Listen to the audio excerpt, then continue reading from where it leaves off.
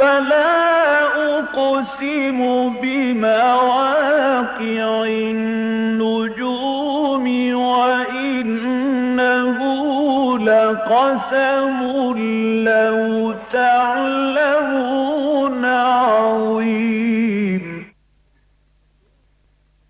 إنه لقرآن كريم في كتاب مكنون لا يمسه إلا المطهرون تنزيل من رب العالمين.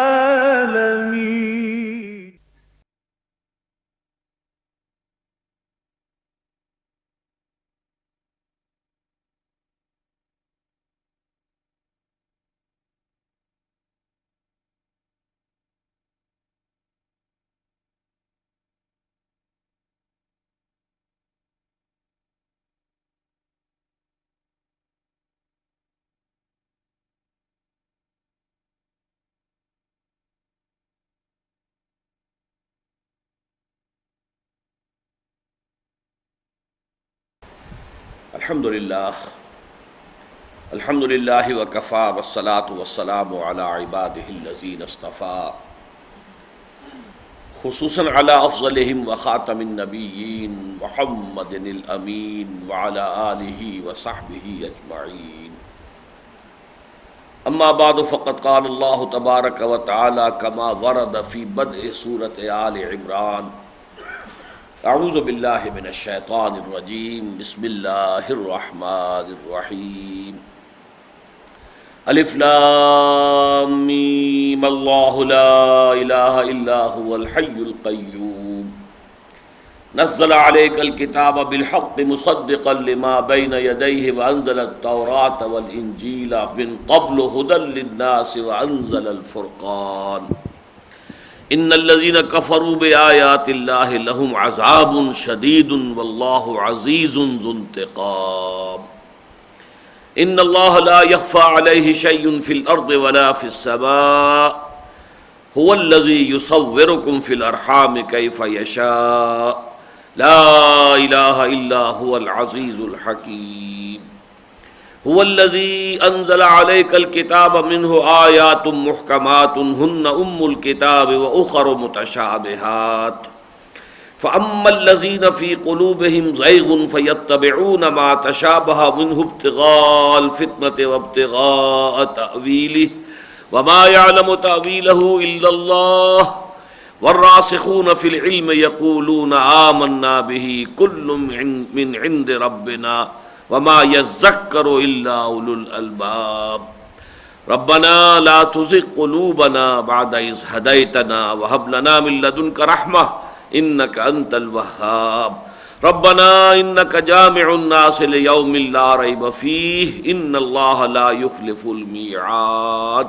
صدق الله العظيم. رب اشرح لي صدري ويسر لي أمري واحلل عقدة من لساني يفقهوا قولي. اللهم ربنا الہمنا رشدنا واعذنا من شرور انفسنا.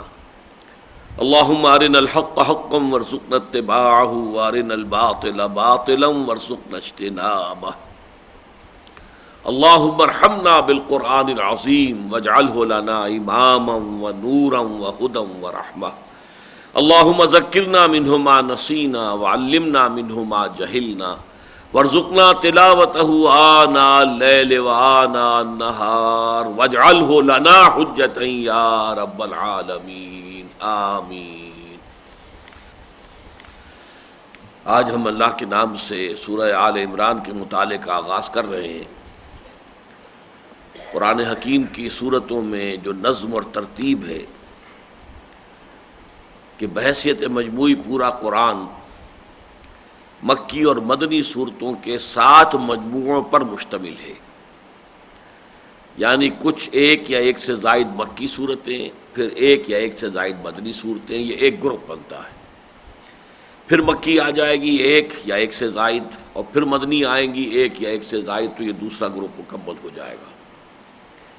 پہلا گروپ جو ہے وہ اس میں جو سورہ فاتحہ ہے صرف وہ مکی ہے، اور وہ حجم کے اعتبار سے بہت چھوٹی ہے، 7 آیتیں ہیں، اگرچہ وزن کے اعتبار سے بہت وزنی ہے۔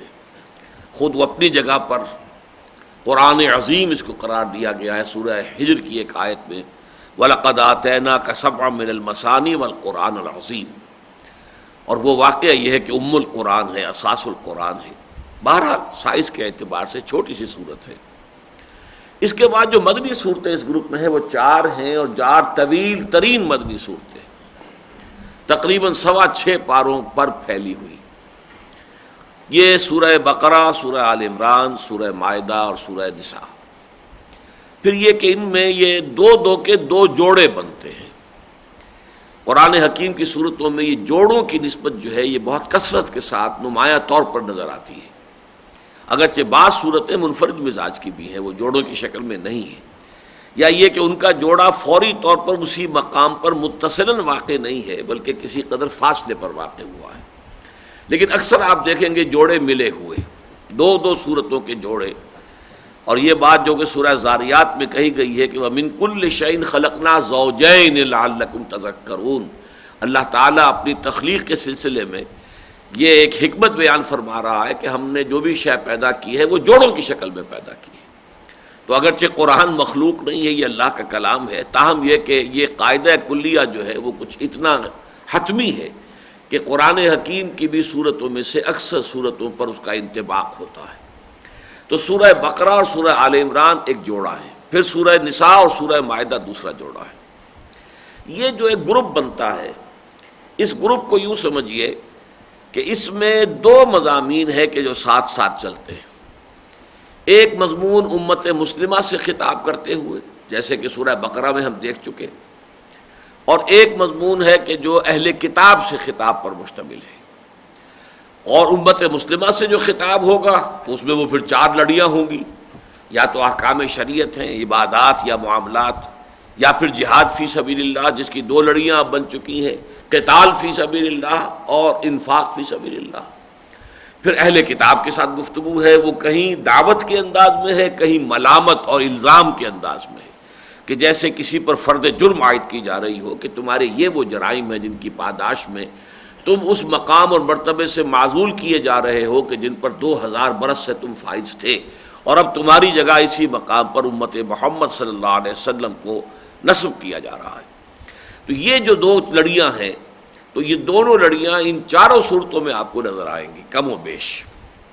البتہ جہاں تک ان پہلی 2 صورتوں کا تعلق ہے تو ان کے بارے میں ایک تو یہ کہ سورہ بقرہ کی جو بھی قرآن حکیم کے اندر جو اس کی فضیلت ہے، حضور کی وہ حدیث ہم پڑھ چکے ہیں بار بار کہ حضور نے فرمایا لِكُلِّ شَيْءٍ سَلَامٌ وَسَلَامُ الْقُرْآنِ سورۃ البقرہ، ہر شے کی ایک چوٹی ہوتی ہے، اس کا کلائمیکس، اس کا نقطہ عروج، اور قرآن کی چوٹی سورہ بقرہ ہے۔ لیکن ساتھ ہی حضور صلی اللہ علیہ وسلم نے سورہ بقرہ اور سورہ آل عمران کو بریکٹ کیا ہے، یہ جوڑے کو ایک اپنے بعض اقوال کے اندر جمع فرمایا ہے۔ ان دونوں کو ایک نام دیا ہے الزہراوین۔ زہرا کہتے ہیں نہایت روشن اور تابناک، فاطمہ الزہراء رضی اللہ تعالی عنہا، تابناک، روشن۔ تو اسی طریقے سے زہراوین، 2 ایسی صورتیں جو نہایت تابناک ہیں، نہایت روشن، ان دونوں کو گویا کہ ایک نام کے تحت جمع کر دیا گیا۔ جیسے آپ کو معلوم ہے قرآن حکیم کی آخری 2 صورتیں ہیں، المعوذتین، تعوذ ہے، قل اعوذ برب الفلق، قل اعوذ برب الناس، دونوں مل کر جوڑا بن گئے المعوذتین۔ اسی طریقے سے ابتدا میں، اس لیے کہ سورہ فاتحہ کے بارے میں تو ہم کہہ سکتے ہیں کہ وہ پورے قرآن کا مقدمہ ہے، تو گویا کہ اصل قرآن کا آغاز سورہ بقرہ ہی سے ہو رہا ہے، تو آغاز میں بھی یہ جوڑا آ گیا الزہراوین۔ ان دونوں کے لیے احادیث میں کچھ ایسی باتیں آئی ہیں کہ عجیب سا نقشہ سامنے آتا ہے کہ قیامت کے دن ان دونوں صورتوں کا ظہور ہوگا میدان حشر میں، یا تو 2 بدلیوں کی صورت میں جو ان لوگوں پر سایہ کریں گی جو ان سے محبت کرتے تھے، ان کو پڑھتے رہتے تھے، ان کے ساتھ ان کا ایک شغل جاری رہتا تھا، ان پر سایہ کریں گی جس دن کے کوئی سایہ کسی کو نہیں ملے گا۔ اس روز میدان حشر میں